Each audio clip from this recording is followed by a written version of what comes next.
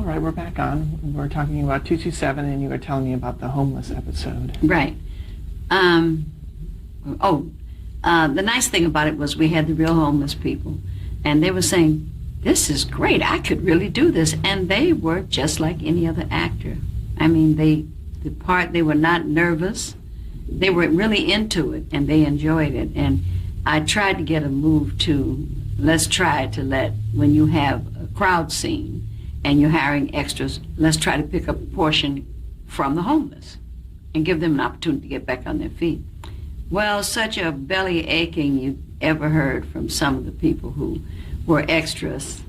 We don't have enough jobs as it is. I'm talking about a crowd scene when you pick up other people anyway, you know. But anyway, that didn't fly, but I thought that would have been a great thing, a great movement for them. And what inspired you to write that episode? Well, I always want to touch different segments of human conditions, because that's what we all are, and we're all one. And whatever is affecting someone else, whether you know it or not, is really affecting you. And now we know that we're only 3 paychecks away from being on the street, you know. The thing is to try to figure a way to incorporate everybody so you have less crime. You have everybody trying to do something and everybody in the mode of feeling as though they're helping each other. And so you don't have the them against us feeling that's always going on. And what in general inspired you to do the writing at all? Because there were stories that I wanted to tell. There was a story we did on drugs. And because drugs are such a big thing in the community and in the schools. And my daughter's going to public school, and she sees this young man who's dressed nicely, good manners, and everybody thinks he's just so great. And the boys are jealous of him, but all the girls think he's so cool. And he comes to visit and everything, but then we find out that he gives Curtis, the young man that's downstairs, Calvin, the young man that's downstairs, a bag to hold for him. And we find out there's drugs in the bag that he wants him to pass to somebody, and he's buying him some tennis shoes. All he has to do is do. So I go visit his mother, and I tell her I think her son is using drugs. And of course she tells me, oh, this is Veronica Red again.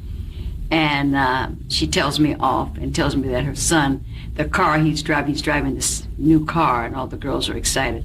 It's his friend's car, and his friend happens to be in Europe and let him drive it. That's the story he told her, and she's going with it, and she puts me out. So we're at a community meeting, you know, the community watch meeting, and she comes bursting in, crying, and her son's been shot and killed during a drug exchange. And she said, I've got another one at home. He's only 11. Tell me what to do. Somebody tell me what to do. And that's how we ended. Because they said, well, does he have to die? I said, yes, because that's what happens. They die.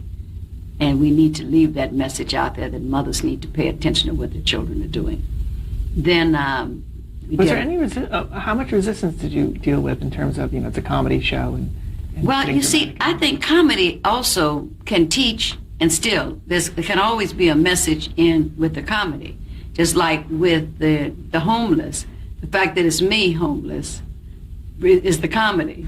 The things that happens to me is funny, and my reactions to them, and yet you're bringing in the message about the homeless. With the drug thing, it's the fun that's going on with the kids, and the fact that me and the mother are in an argument, and there's comedy lines there. But in the end, he gets killed, and that's how we ended with Food for Thought. Then we did one other, and it was about a young African boy from Ghana that I had met, and he was an Olympic runner. And he was running, he was in the Olympics, he pulled a hamstring. In the next 4 years, he was in the Olympics again, he pulled a hamstring. And I got to thinking about how all these young people work so hard to get to the Olympics and nobody ever acknowledges them. They have to go 4 years. Now he never got the massages and things that he needed that a lot of the other athletes got. And he didn't have a trainer.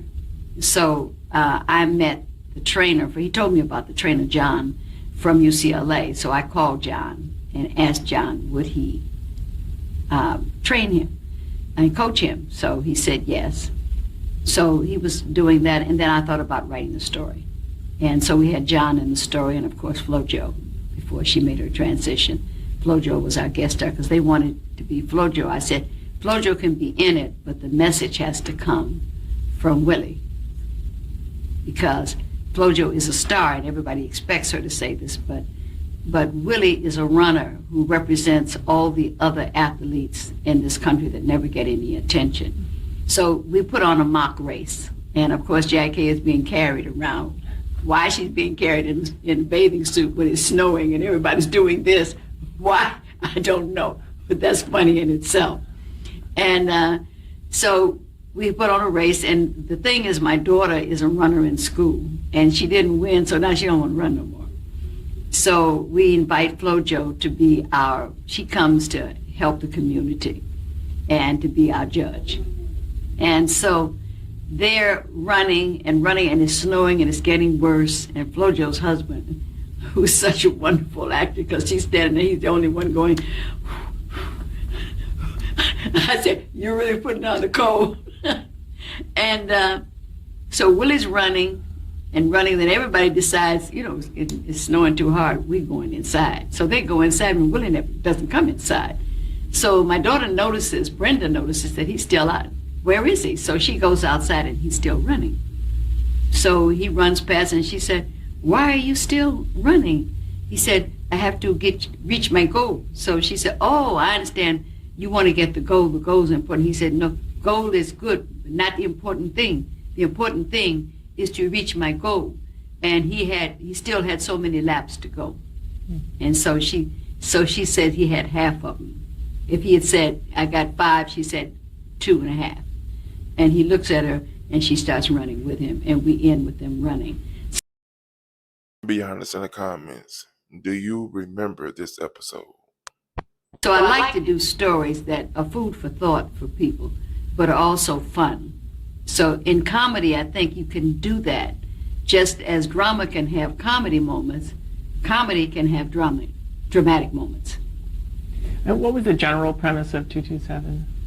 The premise of 227 was these people who live in this apartment building, and the dynamics between the different ones. And of course we have a senior citizen in there, and we have Jackée, the glamour one, and then we have the landlord who's not doing anything he's supposed to be doing, and then of course we gave the building to Elena. They wanted me to own the building. I said I will not own the building under any circumstances, because my romance with the people is that I'm one of them, and if you make me the landlord, I'm now the other side.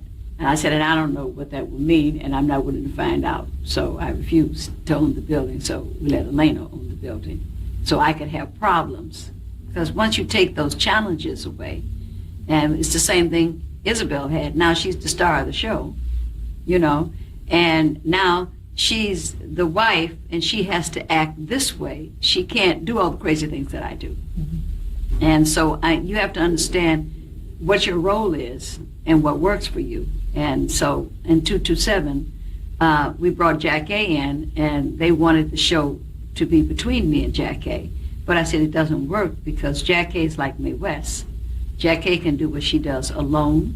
She can do it with a cat, a dog, a mirror, with a person. She doesn't need me. I am an ensemble player, so if I hit the ball to you, you got to hit it back to me. And then we got a game going. But if you don't hit it back to me, and we can't change the dynamic of what she does, because what she does works for her, and it works for us too.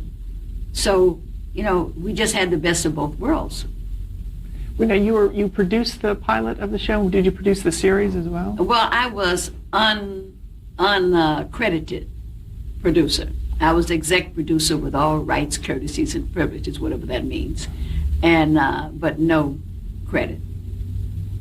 But I took it anyway, because it was a great way to learn this business, and so I had a right to rewrite scripts and a right to okay them, and I had to approve. a lot of things that went on. And so I did. And maybe they thought I wasn't going to do it. But I did. So I sat in on editing, because most editors, when you do 2 shows, they're tired after the second show. The actors are tired. They've already eaten. Their energy's not the same.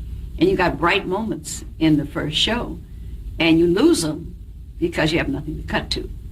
And so what I started making them do was bring me the tape. And so we'd sit in my room with the director, and we get to see what the director is shooting. And the actors get to see, we're trying to cut to you, and you're not in the scene. You think the camera's not on you, so you're looking over here, but we need you to be staying in the scene and reacting because we need something to cut to. And so it started to work. It made the show really good, and people loved that show too. Can you talk a little bit about the casting, the original casting for the... Original casting was Regina King was in the play with me, but she was not my daughter. She was a little girl that lived down the street that plucked my nerves, talking and loud and carrying on. And Hal Williams was my husband in the play. Susie Garrett was my sister, my stepsister. She was in the play, but they took her, Brandon took her off the stage and put her in Punky Brewster. Now I was trying to get her for 227. So I hadn't met Elena. So I met Elena the day of the table read, and Ruth Brown had been in checking in with me. And so we were trying to get Ruth Brown. The network wanted Ruth Brown. The director wanted Elena. And so I just gave both of them all the tips. And when we got to the table read, we had both of them. And we went through it again, and Ruth lost her nerve.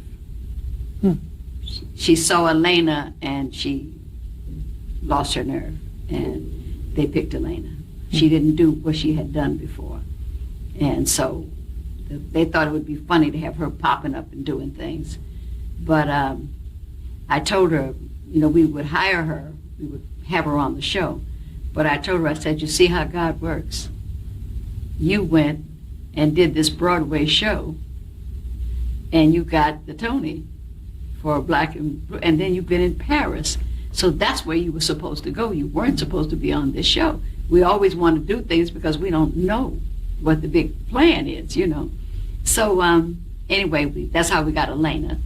And the girl who had played my daughter in the show, everybody got to read. Sonia was now a little older, and they wanted her to be younger. And so we looked at Regina, and she looked like Hal. They had both of them had the same color eyes and this sandy hair. So she looked like she could have been his daughter. So we picked Regina. And then for Elena, there was a young girl from New York that played her daughter. And she ended up leaving because her mother was just so unhappy. She had a little boy, and she had to sit in that rehearsal hall on the set with her daughter, and her husband's in New York, and she was just not a happy camper. So finally, they let her out of the contract, and she went back to New York. So they never explained what happened to Elena's daughter. But it's a funny thing. For television, they take people off, and after a while, the public just goes with whatever they do. They never have to say, well, what happened to this? Where did you find Jackée for the show? Jackée came from New York also, I think. And yeah, she did come from New York. And she came in and she read for Elena's part. And then she asked if she could read for Sandra's part. Well, the network really wanted Cheryl Lee Ralph. Do you think Jackée was the perfect fit for the TV show? And I love Cheryl Lee Ralph, but I said, she's not right for this part. And so, I got on their nerves because I was sitting in on casting. And I said, she's too polished. She just came off of Broadway. She looks like no one will ever believe she lives in this little raggedy building. Why would she be here? And Jackée came in. Jackée was a little overweight at the time. And she's talking in this baby voice. And she came in, and it was hysterical. And I said, that's her. So they said, well, she's over the top, so she'll probably only do 7 out of 13. And she ended up doing all of them. Because she's very clever, and she's very funny, and very smart. And she's so funny that sometimes we would be doing a scene and I'd have to say, I just have to laugh and say, come out the scene and then go back there. She'd have to laugh herself sometimes. She'd do something that was so outrageous. We would both have to laugh and then take a breath and go back to the scene. But she's brilliant. What she does, she can do alone. So when you try to make two people with two different rhythms come together, it doesn't work.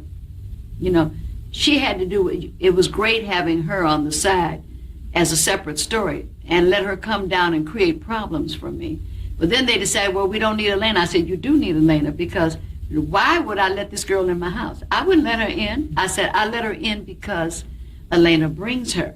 Rose brings her down, and I open the door to Rose, and she's got her with her, you know. And then when I want to hit her, Rose gets between us so that I can't get to her. So it makes it fun. And so that's how we operated it. What did 227 do for Jacque's career? Oh, I think it did tremendous things for her career. Number one, it got her seen. And of course, I had never seen the soap that she did, but I understand she was on a soap in New York. But I never got to see it. I forget what the name of it was. But she'd already had some exposure. And when she came and did this, she went from the little overweight with the little hair to the long hair to a dynamite body, and the girl has great legs. And they dressed her in the tight stuff, and the men went crazy. The men would say, that Jackée. And she was just great at that. And I was sorry that she left too soon, and her pilot didn't work. But if she could have just stayed there for a while, we could have gone on. And then I told her, I said, you're going to get the spinoff, but you've got to stay long enough to take care of your people. You got to learn how to take care of them, because if you don't, everybody's hungry. And if we feed you, you got to feed us. I said, now, if we feed you, you don't feed us, we're going to eat you up. And that's the way it goes. But she left a little early. She wanted to do it, and she left, and they didn't really give her a fair shot.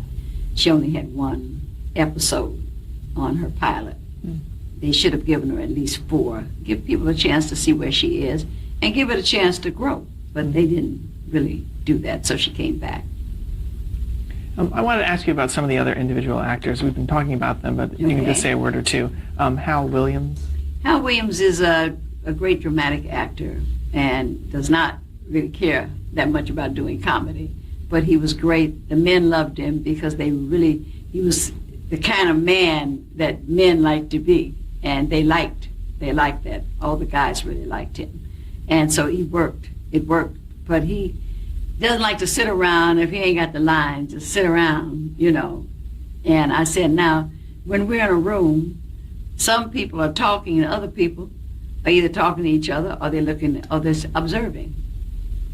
But you're all in the show. Everybody's getting paid, okay?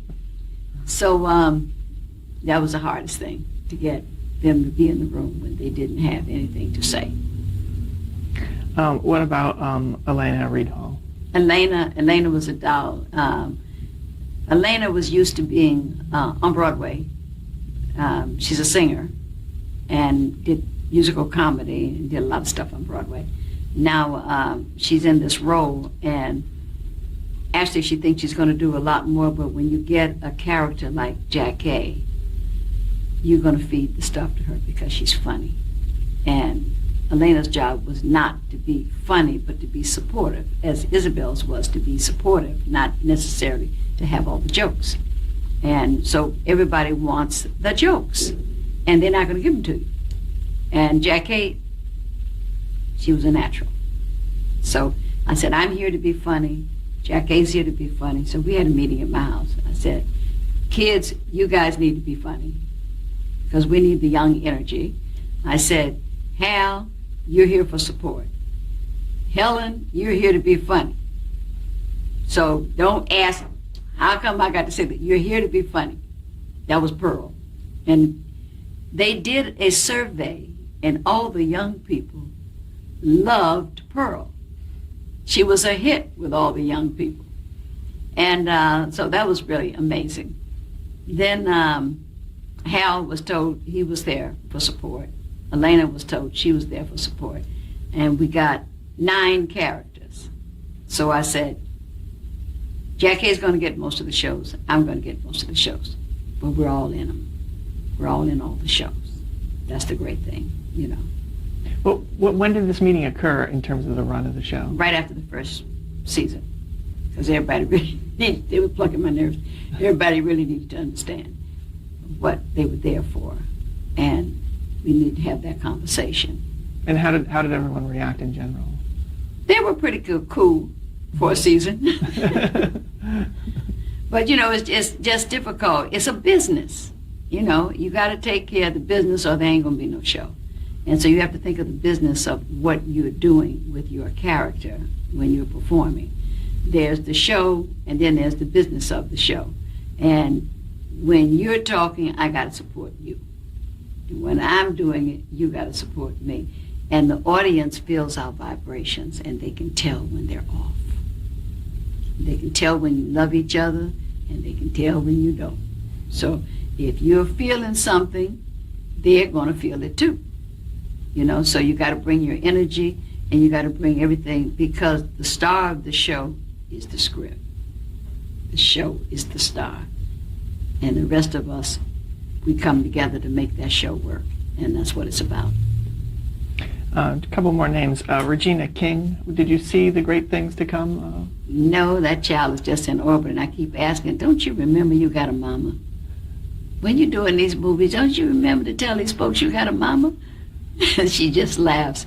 She, every time she sees me, she calls me Mommy, Mommy. Because, you know, I mentored her a lot on the show.